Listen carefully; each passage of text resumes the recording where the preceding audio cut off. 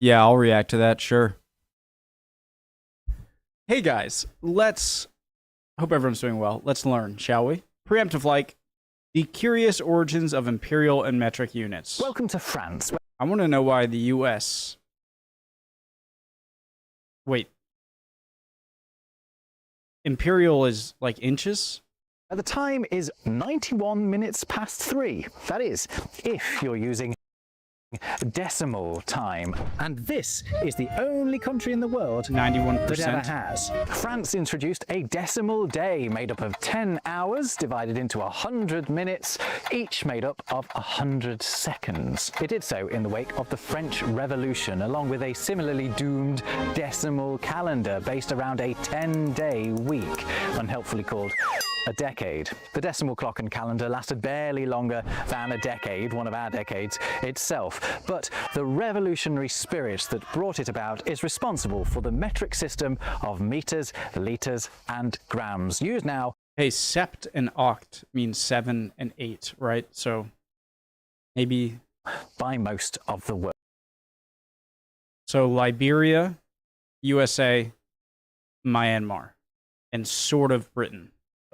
However, there are still some stubborn imperial holdouts using an idiosyncratic system of inches, miles, pints, and pounds. So let's talk about that. In particular, let's talk about those terms. Whose foot is a foot? What does a meter actually meter? Let's weigh up the differences and get the measure of the word origins. In another Rob words. Excuse me taking shelter in the shade. I don't know what the temperature is in Celsius or Fahrenheit, but it's above Englishman melting point. So let's begin with the imperial, or if you're in the United States, US customary units. Why start with those? Well, because they are older than metric, way older, much older than the British Empire that gives the imperial system its name, older even than the Roman Empire. The idea behind all of these is that they represent physical measurements in the real world, usually sizes of parts of the body, and the earliest body bits that they are related to belonged to the ancient Egyptians, who pioneered a system of judging the size of something by digits, the width of a finger, palms, the width of a hand, and cubits, which were the distance from the elbow to the tip of the middle finger, maybe even Pharaoh's own regal arm. Digit is from the Latin digitus, meaning finger, and cubit is from the Latin cubitum, which means... Okay, I would assume some people as mathematically no, they made the pyramids. Obviously, if they use, just use your palm to measure this, then the pyramids wouldn't be perfect. And so I'm assuming it was one person, maybe the pharaoh's measurement for each, and then they took that and put it on sticks or something? Elbow. Of course, the Egyptians didn't call them that. They had their own names for them, but it is notable that we're using the Roman words for them, because this system ultimately passes through ancient Greece onto the Romans and eventually onto us. The Greek pous, literally foot, is descended from half an Egyptian cubit, and the Roman pes, again literally foot, is based on the Greek one. But where the Greeks divided their foot confusingly into fingers, dactyloi, the Romans divided theirs into 12 equal parts that they called unciae, or twelfths.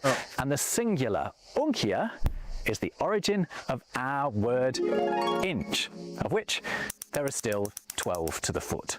But that's not all. We also have another word directly descended from the Latin uncia, our unit of weight, the ounce, of which there are, of course, 12 to the pound. Except there aren't, are there? There was, 16? But thanks to the 14th century introduction in England of the French system of avoir du poids, which doesn't mean have some peas, it's a corruption of Middle French for goods by weight, we now have 16 ounces to the pound. Okay. That's right, 16 twelfths to the pound. Well done, everybody.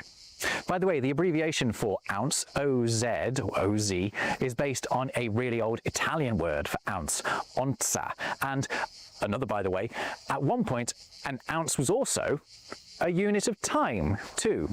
Check out this description of a medieval alternative to splitting up the hour into minutes and seconds. An hour contains 4 points, and a point 10 moments.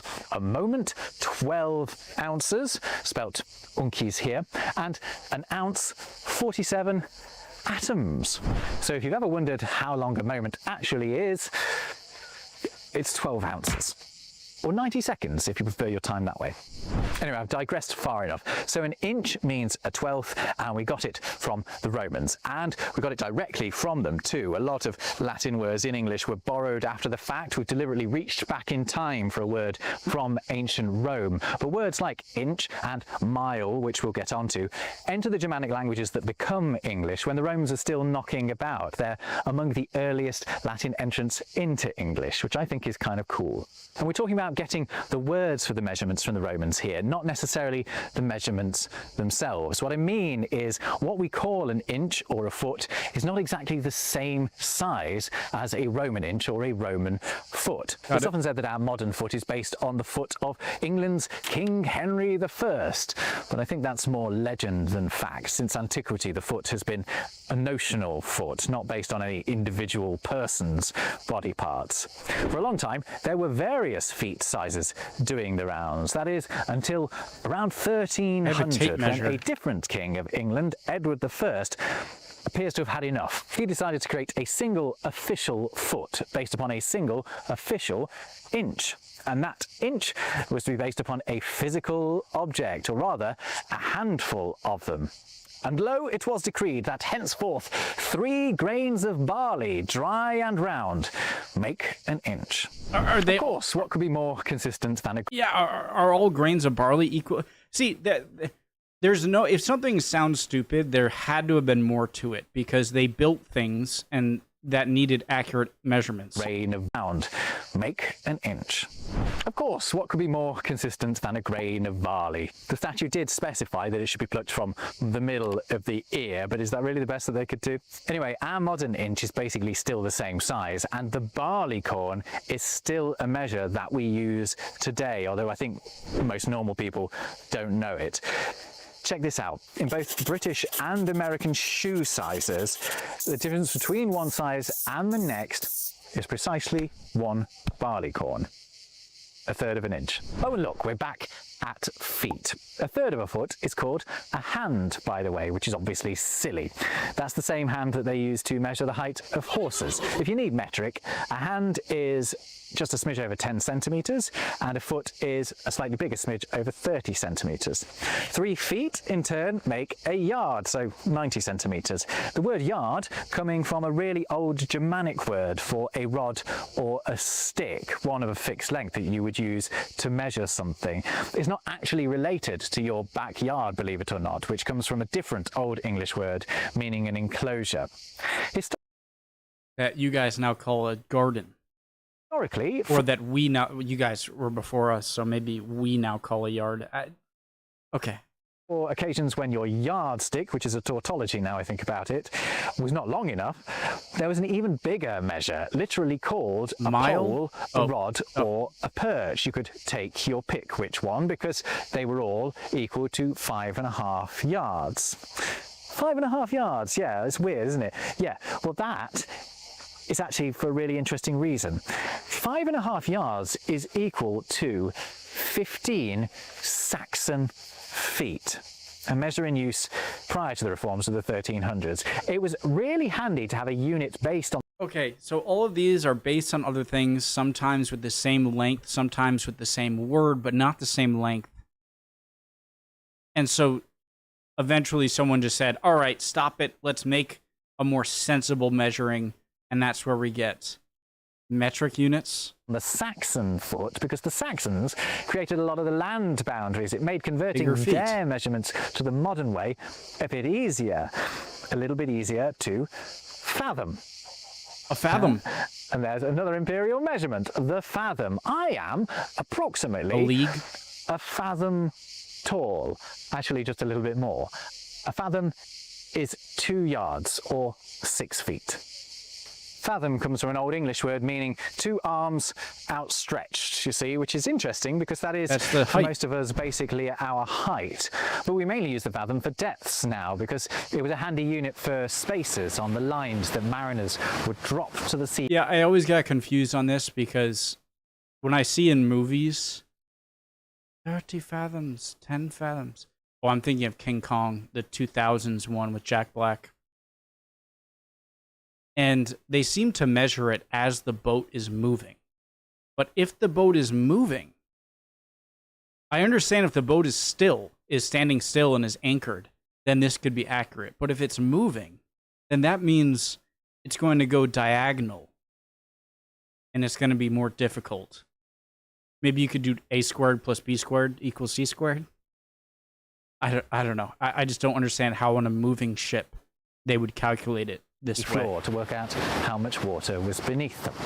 And hey, look, we're back to measurements based on bits of people. But our next one, I'm trying to work upwards in length here, is not based on a human measurement, but an animal measurement. Horsepower. 220 yards or 40 poles makes a furlong, a word that literally means furrow long, and is usually said to be the distance a pair of oxen can plough before they need a little rest. And the plough gets turned around. The entire area that the oxen could plough in a day became the acre, from a really old Germanic word meaning cultivated. Okay, let me just say this one last time. A lot of these measurements seem to be things that would obviously vary on the person or animal that you're using. Not all ox are going to have the same gas tank as every other ox. Not all people's hands or elbow to fingertip is going to be the same. But clearly they knew that. And so what was the purpose of these things if not to just say, hey, this is where we got the original one, but for you, you're going to use a piece of rope or a stick. And it might be the king's elbow to fingertip, but everyone will have the king's elbow to fingertip measurement, and you can do your measurements on that. But it's... were there instances where it's just like about this? Field. Later on, we also get the measurement the chain, which is 1/10 of a furlong and made up of 100 links, which is sounding suspiciously decimal, isn't it? Anyway, it's based on a physical chain belonging to a clever 17th century fellow called Edmund Gunter, of whom I could not find a picture, and who devised a way of surveying land with a chain. So how are you liking all these quirky imperial measures? Let's see how many we can squeeze into this next bit. Go. Whenever I visit France, I find myself missing TV from back home, but not for long, because I use this video's sponsor, NordVPN. Guys, fast forward if you want. I'm watching Rob Ward's video. I'm going to watch through his sponsorship. So if you're interested in NordVPN, you learned about here, make sure to use his promo codes and links. Original link to Rob Ward's top of the description. Let's go. Whether on a Spanish island, a city break in Poland, or basking in Palm Beach, NordVPN allows you to, for example, access streaming content from anywhere else in the world by changing your online location. And there are a ton of other benefits too. For a start, disguising your IP address means you can use unsecured Wi-Fi networks, knowing that thou art protected. But in terms of broader online protection, NordVPN is in a league of its own. Thanks to its Threat Protection Pro feature, you don't need to inch around the internet, fearful of online fraudsters with zero scruples. That actually is a measure. It'll stop malware-infected downloads, flag websites known for scamming people, and block trackers, even without having the VPN switched on, meaning you can surf the net without an ounce of fear. I have NordVPN switched on all the time because I often work in cafes where the Wi-Fi isn't necessarily secure. Plus, I can protect my whole family by having it on up to a thoroughly decimal 10 devices. Let NordVPN lend you a hand too. Use my special link in the description or go to nordvpn.com/robwordsvpn and get an exclusive deal, plus 4 extra months on top. There's a 30-day money-back guarantee, so there is not a grain of risk. Give it a go. It's firkin great. Okay, I made it, right? Sort of, sorry. There's a 30-day money-back guarantee, so there is not a grain of risk. Give it a go. It's firkin great. Let's talk about miles. Okay. It's another of those words we got absolutely ages ago from the Romans. It's from the Latin mille passus, meaning 1,000 paces, because to the Romans, that's how long one was. It's reckoned to have equated to around 1,618 yards, or just shy of 5,000 feet. But there have been all kinds of miles down the years. Our modern mile was fixed by old Queen Bess, Elizabeth I, who put a stop to all of the nonsense. She decided a mile should be 8 furlongs, or 5,280 feet. A number that doesn't look like an improvement on the nice round 5,000 feet of the old London mile, but that kind of is, because it's divisible by 2, 3, 4, 5, 6, 8, 10, 11, 12, 16, 32, and more. So it's nice because less probability of fractions. But it's still a number I just really struggle to keep in my head. Even worse, actually, is the nautical mile, which these days is 6,076.1 feet. I never understood why you would need a separate type of mile for water. It's a marginally more sensible number in meters, which just feels wrong. 3 miles make a league, and 3 nautical miles make a nautical league. My fascinating word fact to go with this one is that this league and this league are not related. The league, meaning the distance, comes from this Latin word, and the league, meaning a collective, is from this Latin word. But over time, their English spellings have morphed to become the same. Now, we've already covered a lot of distance. I always got confused with league too because of the book 20,000 Leagues Under the Sea. And if a league is 3 miles, that's 60,000 leagues under the sea, which would be in the Earth's crust, I assume. But it means they traveled 20,000 leagues distance while under the sea. I'm sure many of you didn't need to be told that, but I did. With all these imperial measures, but a few other units are worth honourable mentions. The pint most likely gets its name from a Latin word meaning simply liquid measure, a word that is weirdly also related to our word picture. How can that be? Well, perhaps because the original picture vessels used to measure the liquid had markings drawn on them, perhaps a bit like a measuring chuck does. A pint is half of a quart, which comes from the Latin quarta, meaning a quarter. What's it a quarter of? Well, a gallon, which comes from a vulgar Latin word that meant a bucket, or a measure of wine. But don't try running your car on a gallon of wine. I don't think it'll work. I don't have a car, so I can't be sure. What else do we have? Oh, well, what kind of Englishman would I be if I didn't mention the pound? Pound traces back to the classical Latin pondo, which meant by weight. When we use it to refer to the unit of weight, we are abbreviating the Latin phrase livra pondo, which translates to pound by weight. Confusingly, it's the word libra here that translates to pound, because as discussed, the pondo bit means by weight. The Roman equivalent of the pound measure was called the libra, and that is why the abbreviation for pound is LB for libra. What's more, it's also why the British currency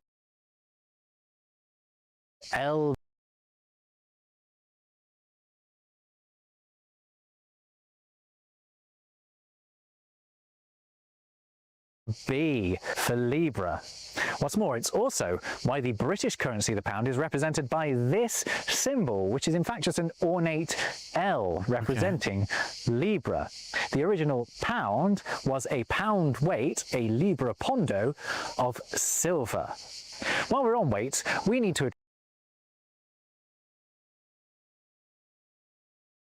Steel is heavier than feathers. address the fact that we have of silver. While we're on weights, we need to address the fact that we have a ton of tons. A British ton or long ton of 2,240 pounds, an American ton or short ton of 2,000 pounds, and a metric ton of 2,204.62 pounds, or 1,000 kilograms. The metric ton is sometimes spelt like the French word tonne, from which all these tons are derived. It means in French a barrel, and is also the root of our word tonne, meaning barrel, which in turn is a measure of volume itself. So that means there Never are 4 heard units called a ton. TUN. Have you been keeping up? Because it is confusing, isn't it? That is precisely why the metric system exists. During the French Revolution, the revolutionaries didn't just want to get rid of the monarchy, they wanted to renew society altogether, an act that they felt would be helped by eradicating the hundreds of different units of measurement in use across France. They decided that the best way to do that was to create a new regime of measures based not on subjective and inconsistent measures, but on a precise, immutable unit. Instead of basing measurements of distance on human features like feet and strides, they would be based on one unchanging value: the size of planet Earth. Named after the Greek word metros, meaning simply measure, the meter was to be fixed at 1/10,000,000th of the shortest distance from the North Pole to the equator, passing through Paris, naturellement. Calculating that measure in the 1790s was no mean feat. It took some clever mathematics by a couple of enterprising Frenchmen, tracing the meridian from Barcelona to Dunkirk to come up with a final figure. A figure that wasn't quite correct. Travel 10 million meters south from the North Pole and you'll actually end up just over a couple of kilometers short of the... I thought it was just going to be like, this is the new measurement. Like, boom, there it is. And now everyone's going to use it. But they needed... Okay. equator. But it's not bad. And so the meter was born. A quick note on spelling here.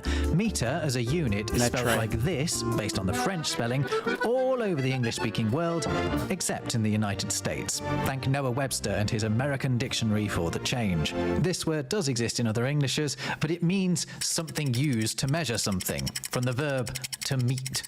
The unit of capacity in the metric system, the rhyming litre, is also based on the metre. It's the volume of a cube, that is 1/10 of a metre by 1/10 of a metre by 1/10 of a metre. Put another way, it is a decimetre cubed.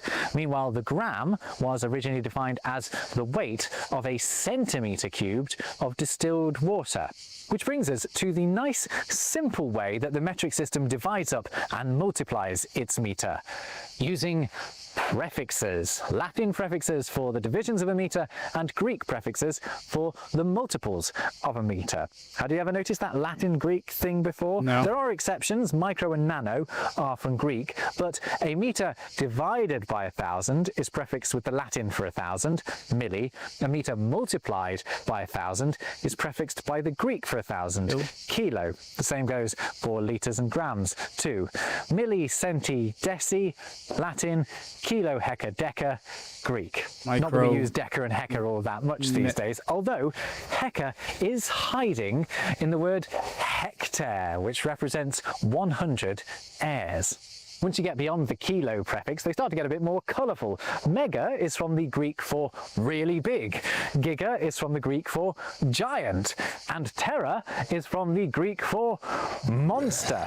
From then onwards, the prefix tells you how many bunches of 3 zeros there are in the quantity, based loosely on the Greek and Latin words for different numbers. Peta is based on the Greek for 5, for example, penta, hence 5 lots of 3 zeros.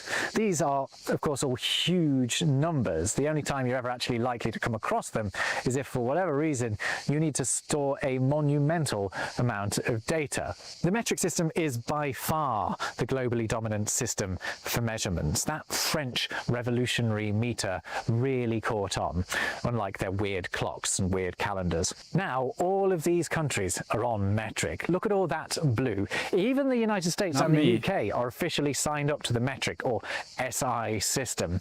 Yeah, the only time we learn metric is in science class. That's about it. However, if you spend any time in either country, you'll know that that may be the theory, but it isn't the practice. America is a major imperial holdout with its US customary units, and I've noticed that there's a common misconception outside of Britain that we're fully committed to metric. Nuh-uh. Our road system is still in miles and yards, we give our height in feet and inches, and we order our warm beer by the pint. I even remember having to convert Celsius temperatures to Fahrenheit for my gran. I used to double it right, and then add 29. It gets you close enough. In fact, the US has decimalized ahead of the UK in at least one instance that I can think of. The American currency has always been decimal, with 10 cents to the dime and 10 dimes to the dollar. True. Whereas we Brits had to wait until the 1970s to get decimal money. Before there were don't tell me. Shilling. 100 pence to the pound, Damn there it. were 2 farthings to the halfpenny, 2 halfpennies to the penny, 12 pennies to the shilling, and 20 shillings to the pound. So pound was 240 pence. That seems silly now, but I'm glad there are still some parts of the world using the imperial system. Purely from a word nerd perspective, it'd be a shame to see so many of these quirky terms fall out of use. Wasn't the imperial bit of this video so much richer than the etymology of the metric bit? There is, of course, a beauty to both systems. One relates the size of everything to the measurements of everyday life, and the other equates even the tiniest unit to a division of our entire planet. Vive la différence, I say. If you enjoyed this video, do hit subscribe and like. It sounds weird when you say it that way around. And maybe watch this video next, and I'll see you over there. In the meantime, take care. Thank you, sir. It's very interesting.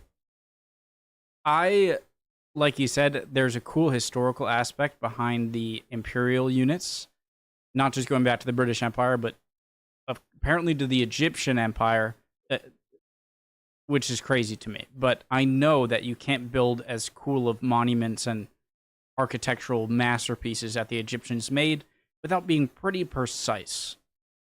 Precise. So, it's a very cool video. Yeah, I know imperial much better than metric. I know the basics, centimeter, meter, kilogram, kilometer, gram. I've used the imperial stuff all my life, so it's very interesting. And interesting how we actually in America use a measurement system that has much older roots than other countries that are much older than us. Fascinating. Love you all. Hope you're all doing well. Would appreciate any comments down below. Anything you guys have to say. If I said anything wrong or stupid, call me out. It's very possible. Very possible. And I hope to see you guys next time, all right? Bye, guys.